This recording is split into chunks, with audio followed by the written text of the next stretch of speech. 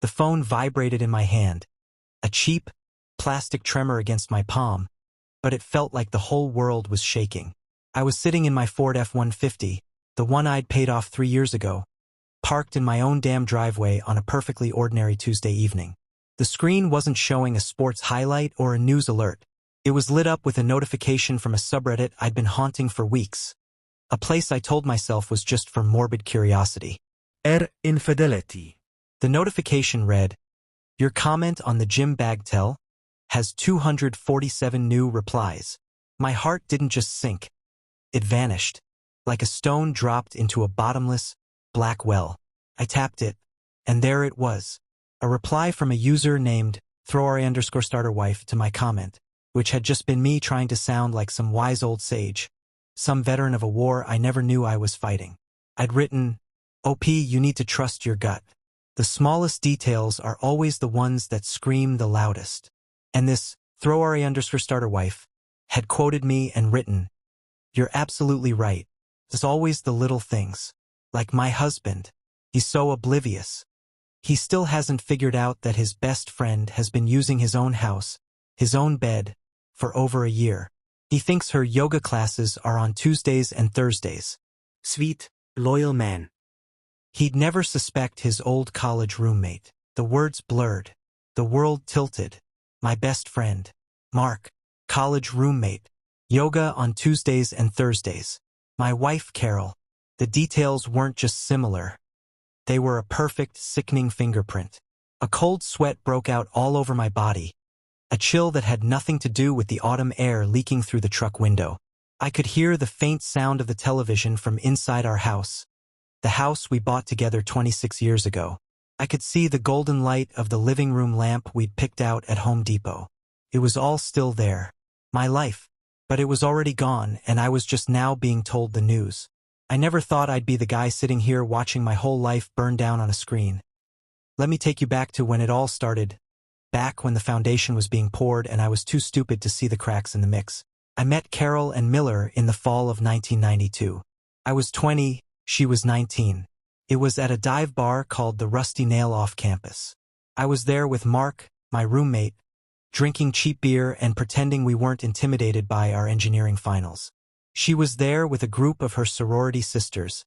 A burst of laughter and perfume in a cloud of cigarette smoke. She had this long chestnut brown hair and a smile that could disarm a bomb. I saw her, and some primal, stupid part of my brain just went, "Her. That one." I nudged Mark. "I'm gonna go talk to her."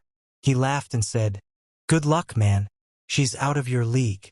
I guess he was right about that in the end.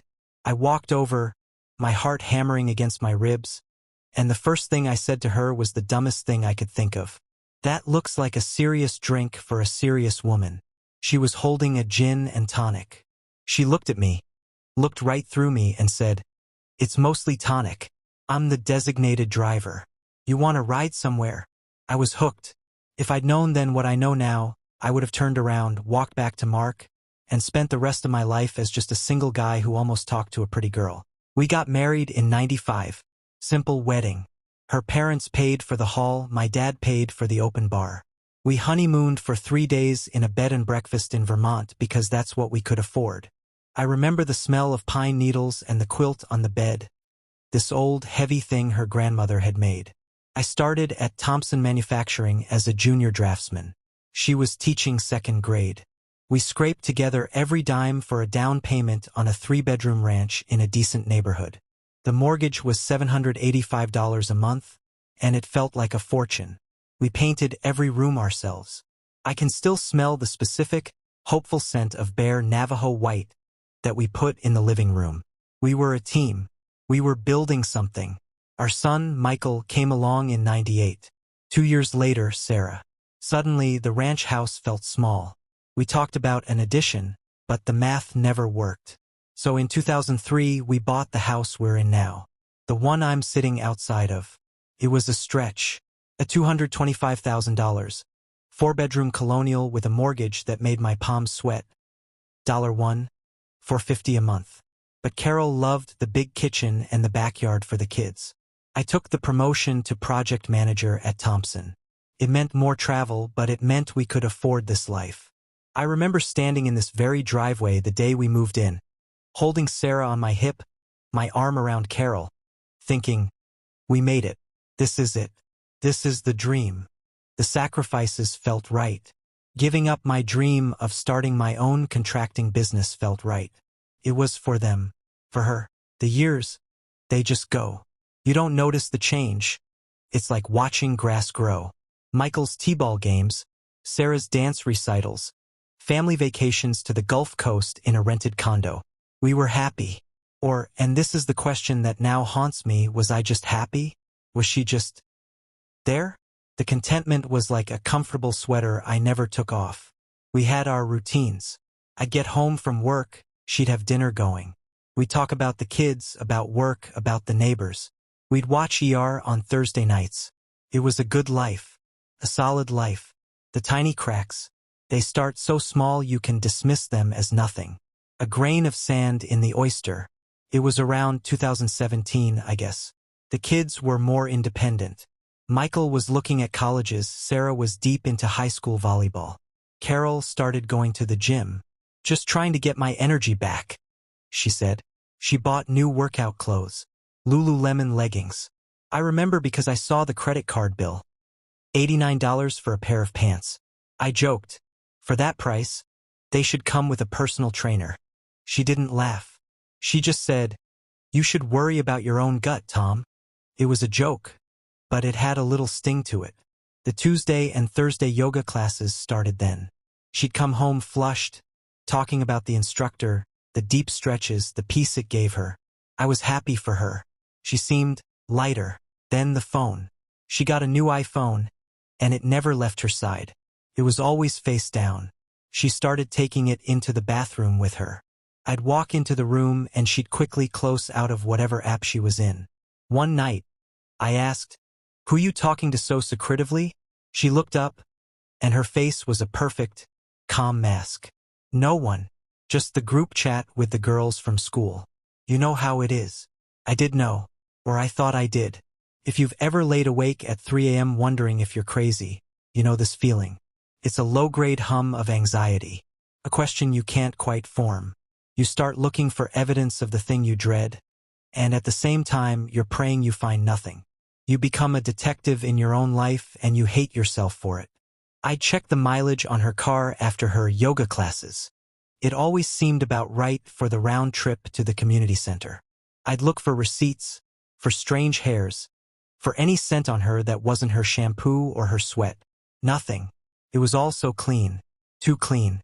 The doubt curdled into obsession. I'd find myself watching her while she was scrolling on her phone, trying to catch a reflection of the screen in her glasses. I started logging into our Verizon account to check her call logs. There were a lot of calls to a number listed as YMCA Yoga. I felt like a fool. Paranoid, jealous old man. I almost confronted her a dozen times. One night, after a few beers, I said, you seem distant lately. She put down her book and gave me a look of such genuine, weary confusion. Tom, I'm just tired. Work is crazy. My mother is on my case. Can we not do this? This made it sound like I was the one causing problems. So I backed down. I always back down. The first real shift, the first twist that changed the entire landscape of my suspicion happened about 8 months ago. It was a Saturday. Mark had come over to watch the Michigan game. He'd been my best friend since freshman year. He was the best man at our wedding. He was Michael's godfather. He was there the night I met Carol. He'd been through a nasty divorce a few years back, and we'd had him over for dinner probably once a week since, just to make sure he was okay. He was part of the family. That day, Carol was out running errands. The game was a blowout and we got to talking, just shooting the breeze. He was looking at his phone, grinning at something. Good news? I asked. He slipped the phone into his pocket a little too quickly. Nothing. Just this woman I've been seeing. It's getting kind of serious. I was happy for him. That's great, man. Who is she? Do I know her? He got a strange, closed-off look on his face. Nah, not really. She's private. Doesn't want to go public until she's sure her ex is completely out of the picture. It's complicated. I nodded, understanding. Well, I'm glad for you. You deserve it. He clapped me on the shoulder.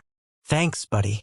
Means a lot. Later, after Mark left, Carol came home. I was in a good mood. I said, "Hey, Mark's got a new girlfriend." Sounds serious. The reaction was not what I expected. She froze, a bag of groceries in her arms.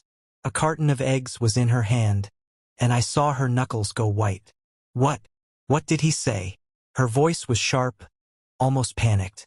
Just that he was seeing someone, it was serious, but she's private. Why? She turned away, putting the groceries on the counter with a little too much force. No reason. It's just, he's always so messy with his relationships. I hope he doesn't get hurt again. It was a reasonable thing to say, but the tension in her shoulders, the way she wouldn't look at me, it was a single, clear note of discord in the symphony of our normal life. The affair partner wasn't some stranger from the gym. The knife was closer than I could have imagined. It was Mark. It had to be. The yoga calls were a cover. Tuesdays and Thursdays, she was with my best friend. Tell me in the comments, when would you have snapped? Was it when I saw the panic in her eyes at the mention of Mark's love life? For me, it wasn't. I still needed proof. Ironclad, undeniable proof. The obsession became my full-time job. I bought a VAR, a voice-activated recorder, on Amazon for $60. I hid it under the passenger seat of her Honda Pilot. I felt sick doing it. I felt like I was desecrating something. But I had to know. The next Tuesday, after she left for her class, I waited an hour and then pulled the recording from the device. My hands were shaking. I plugged it into my computer. There was the sound of the car door opening, the engine starting, the radio. Then, a phone call, made through the car's Bluetooth. I heard her voice, clear as day. "Hey, I'm on my way." He bought it like always. A pause. Then, "I know I can't wait either. Just have the wine chilled." It was Mark's voice that came through the speakers next. "Don't worry, babe. Everything's ready. I've missed you." The call ended. I sat there in my home office, in the house we built together, and I felt the world drop out from under me. The gut-wrenching betrayal. It wasn't a suspicion anymore. It was a fact. My wife and my best friend. The two people I trusted most. The next few weeks were a numbness. I walked through my life like a ghost. I went to work. I came home. I ate the dinners she cooked. I slept next to her in the bed I now knew she shared with him. I felt nothing. It was a protective shell, a layer of ice over a boiling ocean of rage. But I needed more. I needed to know the scope. This was the part that revealed something far worse than just an affair. I started digging into our finances. If they were this brazen, what else were they capable of? I logged into our retirement account. We had a little over $400,000 in a 401k we'd been building since we were kids. I looked at the transaction history. There, 3 months ago, was a distribution, $75,000. It was listed as a hardship withdrawal. I looked at our joint checking account. No deposit. I checked the savings. Nothing. $75,000. Gone. I felt a cold, sharp fear cut through the numbness. I started digging deeper. The home equity line of credit we'd opened to put the new roof on. We had $50,000 available. The balance was zero when I'd last checked. Now it was at $48,500. A withdrawal made 2 weeks ago. I traced it. It was transferred to a new bank account at a different institution. An account in only her name. She was siphoning our money, our retirement, the equity in our home. The kids' college funds were thankfully in separate 529s, but she tried to access those too. There were failed login attempts on the platform. She was emptying the ship before she jumped, and she was planning to take every life raft with her. I hired a lawyer, a pit bull named Susan Graves. I showed her what I had, the VAR recording, the financial records. She didn't blink. "We need to secure your assets, Tom. Now. And we need to get a PI to document the adultery. It matters in our state." So I paid a retired cop $2,000 to follow Carol for a week. The pictures he got, they're burned into my brain. Carol and Mark, walking arm in arm through a park 30 miles away. Carol and Mark, kissing in the parking lot of a cheap motel off the interstate. Carol and Mark, grocery shopping together at a store near his apartment, like they were a married couple. The PI even got a shot of them through the motel window, the curtains not quite closed. That one I didn't look at for more than a second. Some things you can't unsee. I was methodical, as cold. The rage had subsided into a focused, determined fury. I opened new bank accounts in my name only and moved what little money was left from our joint account. I changed the beneficiaries on my life insurance and my 401k from Carol to the kids. I secured the deed to the house. I was building a case not just for a court but for myself. For my own sanity. I needed everyone to see. I needed the truth to be so loud she couldn't lie her way out of it. And that's when I found the subreddit infidelity. I started reading these stories late at night, sitting in the dark in my living room. Some of them felt so over the top, so dramatic. This one story in particular, the gym bag tell, felt fake. The guy found out his wife was cheating because her gym bag was too light on the days she claimed to be lifting heavy. The details were too perfect, the revenge too sweet. I remember thinking, this is creative writing. I almost posted a comment saying as much. But instead, I wrote that fateful reply, OP, you need to trust your gut. The smallest details are always the ones that scream the loudest. It was my own gut talking. And it was her reply that brought me right back to this moment. Sitting in my truck, the world having just ended. Stay till the very end. Because what happened next still keeps me up at night. I read her reply again. And again. Throw Ariane to start her wife. It was Carol. She was posting on the same forum I was, bragging about her affair, mocking my obliviousness, using details only she would know. The sheer audacity of it took my breath away. This wasn't just a betrayal. It was a performance. And I was the punchline. The final twist, the one tied directly to the title, wasn't just that I found her. It was that she had found me. She had read my comment, my pathetic attempt to be the wise elder statesman of betrayed husbands. And she had chosen to reveal herself to me in the most cruel, public, and deniable way possible. Or had she? Did she even know it was me? Her username was a throwaway. Maybe it was just a cosmic, sick coincidence. But the details, they were too specific. It was her. I didn't move. I sat in that truck for a full 20 minutes, just breathing. The ice-cold feeling returned, but this time it was mixed with a clear, sharp purpose. Revenge wasn't about violence. It was about exposure, public exposure. I had the proof. I had the financial records, the PI photos, the VAR recording, and now this, a direct, public confession from her own keyboard. I knew what I had to do. I got out of the truck and walked into my house. The familiar creak of the third step. The smell of lemon-scented cleaner. Carol was on the sofa under a blanket watching some reality show. Her phone was in her hand. She looked up and smiled. There you are. I thought I heard the truck. Everything okay? You were out there a long time. She looked so normal. So innocent. The actress. Stay till the very end. Because what happened next still keeps me up at night. I read her reply again. And again. Throw Ariane to start her wife. It was Carol. She was posting on the same forum I was, bragging about her affair, mocking my obliviousness, using details only she would know. The sheer audacity of it took my breath away. This wasn't just a betrayal. It was a performance. And I was the punchline. The final twist, the one tied directly to the title, wasn't just that I found her. It was that she had found me. She had read my comment, my pathetic attempt to be the wise elder statesman of betrayed husbands. And she had chosen to reveal herself to me in the most cruel, public, and deniable way possible. Or had she? Did she even know it was me? Her username was a throwaway. Maybe it was just a cosmic, sick coincidence. But the details, they were too specific. It was her. I didn't move. I sat in that truck for a full 20 minutes, just breathing. The ice-cold feeling returned, but this time it was mixed with a clear, sharp purpose.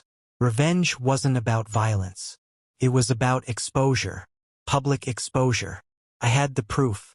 I had the financial records, the PI photos, the VAR recording, and now this, a direct, public confession from her own keyboard. I knew what I had to do. I got out of the truck and walked into my house. The familiar creak of the third step.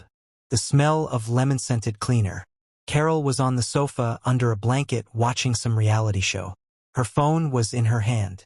She looked up and smiled. There you are. I thought I heard the truck. Everything okay? You were out there a long time.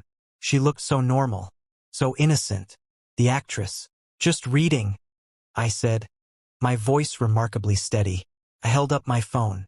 Interesting stuff on Reddit tonight. Her smile tightened just a fraction at the corners. Oh yeah? What? Those car forums again. No. Something else. I walked over to the television and used the Chromecast function to mirror my phone screen onto the 65-inch Samsung we bought last Black Friday. Her face was now bathed in the cool blue light of the Reddit interface. Tom, what are you doing? I'm watching this. Her voice had a note of irritation. This is more interesting. I navigated to infidelity. I found the post. The gym bag tell. I scrolled down to my comment. Then I highlighted her reply. I started reading it aloud.